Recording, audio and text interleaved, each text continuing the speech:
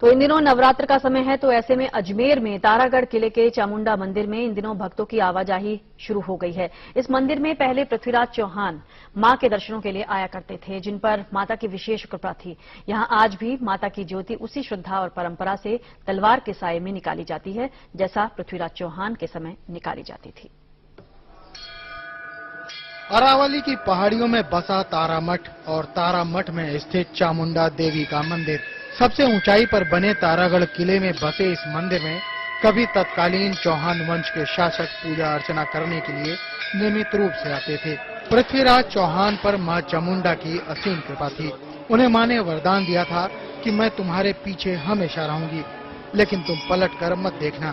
इसी आशीर्वाद को लेकर चौहान ने मोहम्मद गोरी को 7 बार परास्त किया, लेकिन गोरी से अंतिम युद्ध में विजय को लेकर शंकित चौहान ने पीछे पलटकर देख ही लिया कि मां मेरे पीछे है या नहीं, और उसी क्षण मां का धड़ जमीन में समा गया और बाहर सिर्फ उनका सिर रह गया।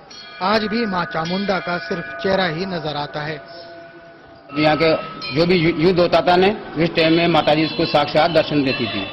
कोई भी प्रॉब्लम होती तो माता को याद करके वो माता जी को याद करके वो प्रार्थना करता था। जब कोई भी युद्ध होता था वो माता जी को साक्षात दर्शन करके निकलता था। माता जी ने बोला कि कोई भी वो हो ना, पीछे मुड़ के नहीं देखना, कहना मतलब। तो वापस मुड़ के देखा तो माता जी यहाँ विराजमान थी। दुर्गम पहाड़ियों के बीच बसे चामुंडा मंदिर में यूं तो साल भर भक्तों का आना जाना लगा रहता है, लेकिन नवरात्रों में माता के भक्तों का मेला लगा रहता है। इस मंदिर में मां चामुंडा की आरती और ज्योति का काफी महत्व माना जाता है, जिसके ऐतिहासिक स्वरूप को बरकरार रखते हुए उसे आज भी तलवारों के साये में निकाला जाता है और भक्तों को पूरी आस रहती है कि मां उनकी मुराद जरूर पूरा करेगी। माता के दरबार आता हूँ और उसी समय दूसरे नए काम के लिए प्रेरणा लेता हूँ और माता से अनुमति लेके फिर नया काम शुरू करता हूँ। और मेरा आशीर्वाद रहा है कि माता ने मेरे को सब कुछ दिया है। जिस काम को शुरू करने के बाद, एंड करने के बाद, यहाँ आने के बाद मेरे को अलग से एक उत्तेजना मिलती है कि दूसरे काम के लिए जाऊँ, और माता मेरा हर दफा मनोकामना हमेशा पूरी करती आई है। मैं अपने परिवार के साथ में माता चामुंडा की नियमित रूप से पूजा पाठ करने आता हूँ और हमारे माँ चामुंडा जो है पृथ्वीराज चौहान की कुलदेवी रही हैं और पृथ्वीराज चौहान यहाँ पे नियमित रूप से उनकी पूजा करते थे।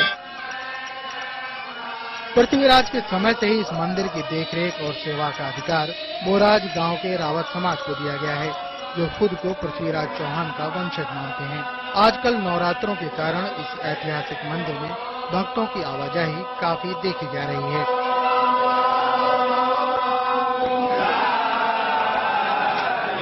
राधेश्याम गोयल, सहारा न्यूज़ ब्यूरो, अजमेर।